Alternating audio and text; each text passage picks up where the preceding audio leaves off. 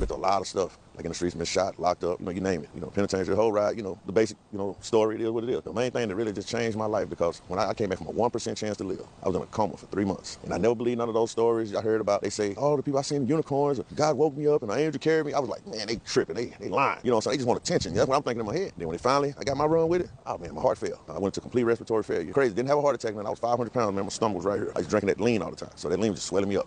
I think they said, like, I forgot how many liters or whatever of fluid in me, but I know when they knocked all that fluid off, I went from 510 pounds down to like 4 something, but it was all liquid. I was actually in another dimension. When I say it was so real, I was getting up, brushing my teeth, taking a dump. Everything that you were doing in real life, I was still doing it. But the only difference was Lucifer was present. He was present. He's nothing like everybody describing with the red skin and the horn. That's all a lie. That's something made up. The dude like a pretty boy. Kind of look like he mixed with a little bit of everything. But you can tell he has a mixed type look, pretty boy, 6-pack. Not a buff dude, but in shape. Look like he work out. Voice real smooth, like an R&B singer type. Everything he says is kind of pimpish, smooth. I'm talking about, like, you can just tell he got that. He can convince you to do anything. Oh, come on, man. Come on. Then he told me, like, hey man, just tell me you need my help, big dog, and I got you, man. Yeah. And then when he pulled up in a black Bentley, suit made out of diamonds, shoes made out of diamonds.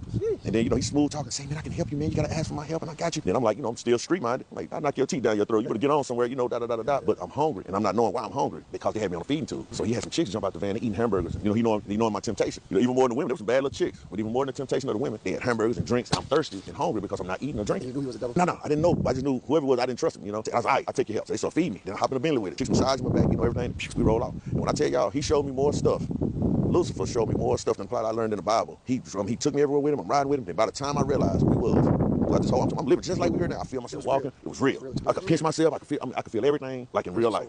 And man, I never forget. When I finally realized, I'm like, whoa, this dude's the devil. But by the time I realized, he was offering me, he had a mansion full of number of women, every kind of woman you could think of, every kind of car, motorcycle, anything you could think of, he had it. But see, that's why I found out too, he's the bearer of the gifts. He's over the gifts. That's why he didn't have no real power.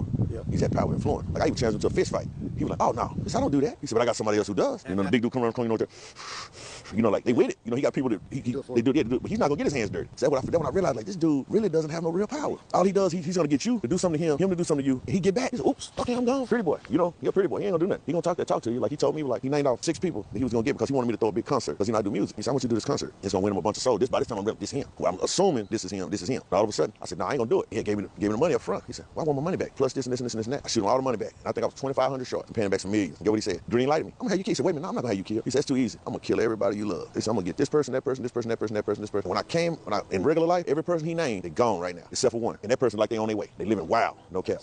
When one of the chaplains, they say, come read him his last rites. He's not gonna make it through the night. The chaplain grabbed my hand. He started praying. And then all of a sudden, my mom, I was out of it. This was my mom and my other brother, and then they told me. They said, he snatched his hand back, bam, bam, bam, fell all over the chairs and stuff. He said, I can't read his last rites. He said, that man, he got work to do. He said, God is not through writing chapters for this man. He said, I refuse to read his last rites. The people begged him because they were like, his vitals, my thing was like almost flatline. They had to hit me with I call them the jumper cables. Bro, I had to hit him with them 3 times to bring me back to life. And when I tell you this too, I was so out of it.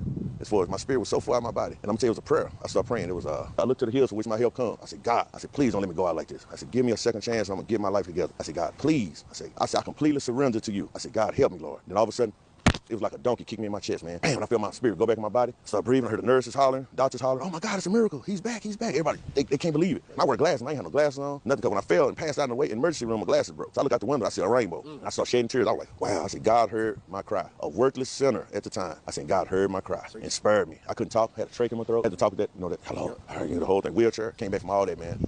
Couldn't walk, couldn't talk, couldn't eat, couldn't drink. God is good. I'm gonna tell y'all, if y'all need living proof that it's a God, I'm the reason. I'm living proof right now that it's a God, man. Believe that. Doctor was like 6'10", man. Big, tall doctor, man. Like Gomer Powell, no disrespect to him. Gomer Powell looking dude. I mean, when I finally was getting conscious and they were doing a little therapy, trying to get together, he was standing in my doorway. He was like this right here, looking at me. He said, sir, can I give you a hug? I said, yeah, man, you can give me a hug. He gave me a hug. Then he said, you are a warrior. He said, I don't know what purpose God has for you in your life, but you better get into your calling. He said, your big old butt had one finger dangling out of a grave. And by the graces of God, I was able to grab you by your fingertip and pull your big old butt up out that grave and give you a second chance, man. He said, you better live your destiny, man. You better fulfill your prophecy that God has you here to do. He started crying. He started shedding tears, man. And doctors don't show a lot of emotion. That doctor shed tears. And then how about even to this day, I went back looking for that same doctor. Nobody can find him. He's not even on the record. So I was like, I'm gonna find this man. I'm gonna give him a Rolex or something, man. I said, I'm gonna bless his game. Have not been able to find that doctor. Everybody remember him. The nurses, they were like, yeah, I remember that guy. I said, I don't know where he is. We can't find him. After interviewing this brother and hearing his powerful testimony,